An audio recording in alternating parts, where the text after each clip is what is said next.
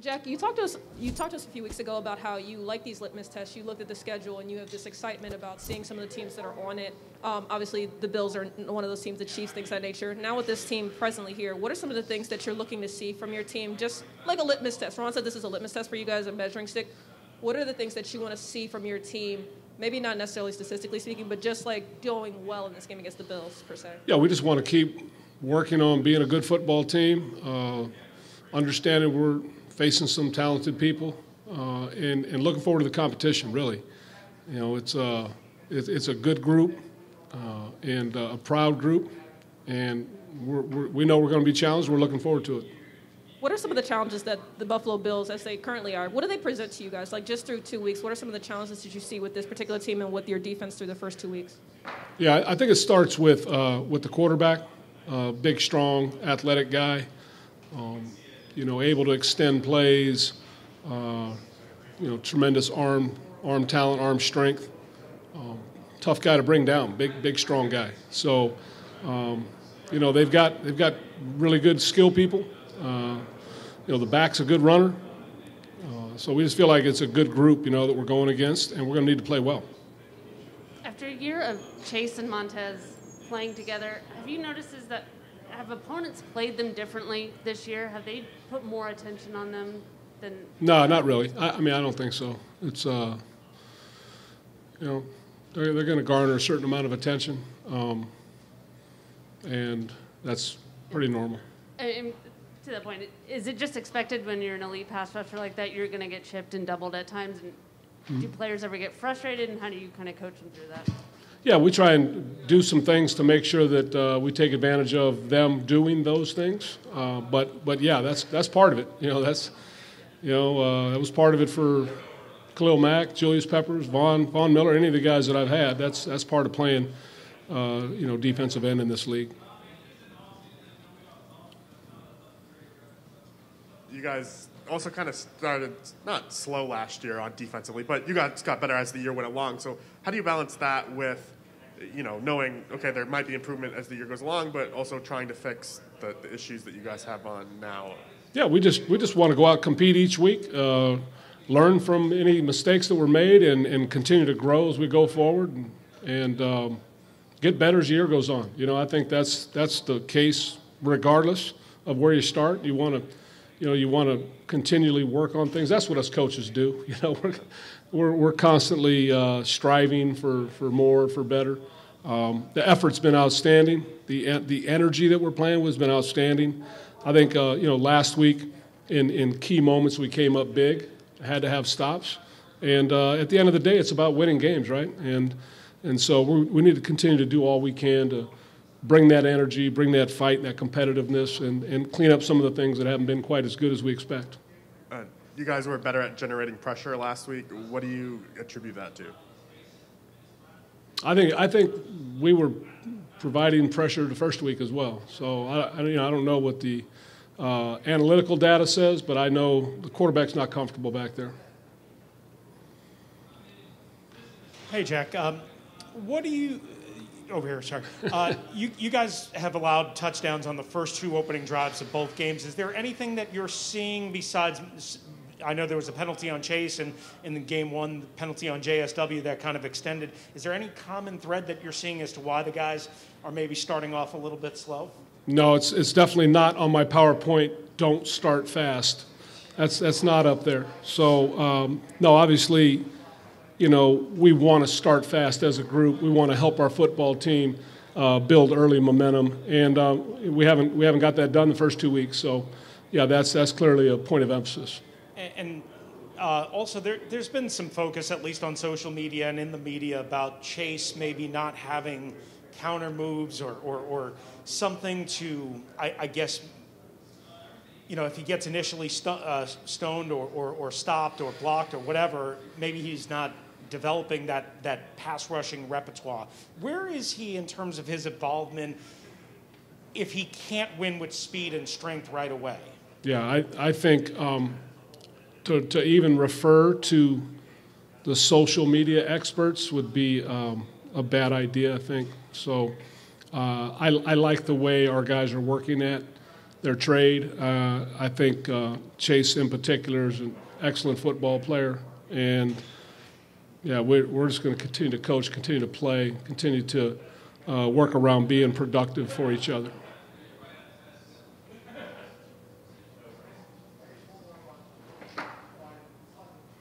Hey, Jack. Looking at Buffalo's first two games, it seemed like Pittsburgh was able to get home with just 4 quite a bit, and it seems like Miami blitzed more and Allen looked a little bit more like himself. Would it be too much of an oversimplification to take a lesson from that it's a really particularly important game for your front four to get home without blitzing this week? Is there a lot on them? Yeah, I'm never one to sit up here and talk about game plan specific items. Clearly, Pittsburgh and Miami had different approaches, and the games unfolded differently in both cases, right? So, Miami typically is a man cover team. That's what they do. That's what they do every day of the week, and Pittsburgh is different.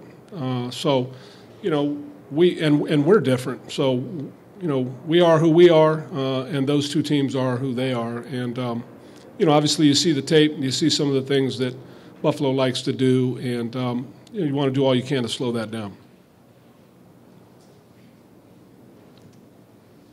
How would you assess the play of your linebackers through 2 weeks?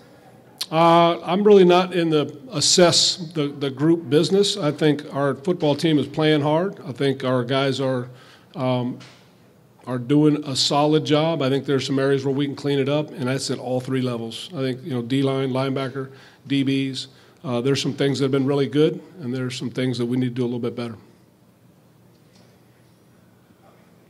With the formation where you've got 1 linebacker, 5 defensive backs, 5 defensive linemen, is it kind of crazy to think about that the game has even evolved to the point where you would have 1 linebacker on the field? Yeah, and I mean it depends on how you look at it. Where you see that it might be 3 defensive linemen and 3 linebackers, and in terms of role and assignment, or the DBs that are involved maybe playing linebacker, maybe involved as nickel backs or whatever it might be. So yeah, I think we have different packages we're going to utilize throughout the year. And some include extra linemen, some include less linemen. I think in last week's game we had a little bit of a mixture where we had some 5-1, some 5-2, and then we got down as low as 3-2, or 3-1. So what we're doing with our front and our people, we've worked hard in camp. We've got a package of defenses, and we want to be able to execute those and play well on game day. Hey, Jack, where did you see a difference maybe in Benjamin St-Juste games from week 1 to week 2? Did you see growth in any particular area? I'm sorry, I didn't understand. In Benjamin St-Juste, did you see a growth in any particular area from week 1 to week 2 with him? I'm seeing growth, with our guys. So yes, I mean, I think, him specifically. I like the young man. I think he's done a great job coming in here and finding a role in this football team. So, just want him to continue to meet the challenges that he faces each week.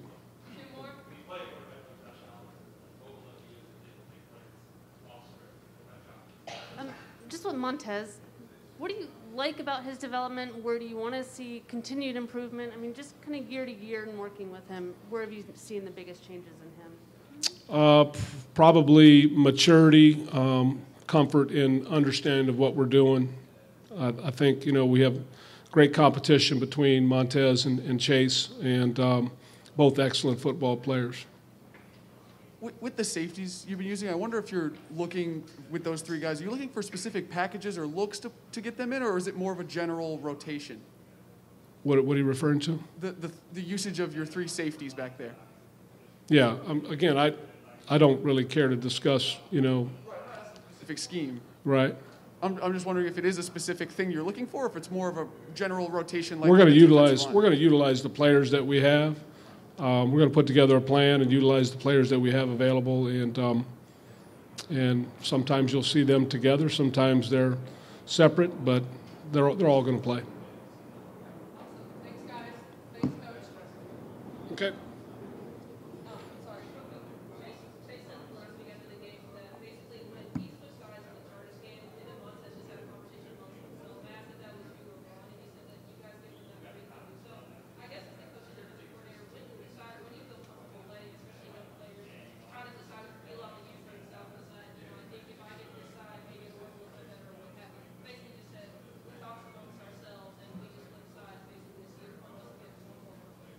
So what are you saying?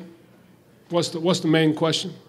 The main question is, when you have two young players, when do you feel, what is it that they actually feel comfortable for you to give them that space to decide for themselves, hey, I'm going to work on the left side this time, and you work on the right side this time, just as opposed to you guys making that decision? Does that make sense?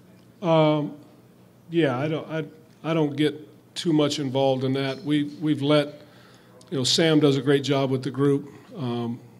We communicate about our ideas going into the game, and then we, execute. So I like to give them freedom. They both know assignments from either side, and we don't have to have one particular guy on one particular side. So that can be fluid. But bottom line is, as a defense, we want to play well enough to help our football team win the game. We were able to do that last week, and we got a big challenge in Buffalo coming up. So, thank you.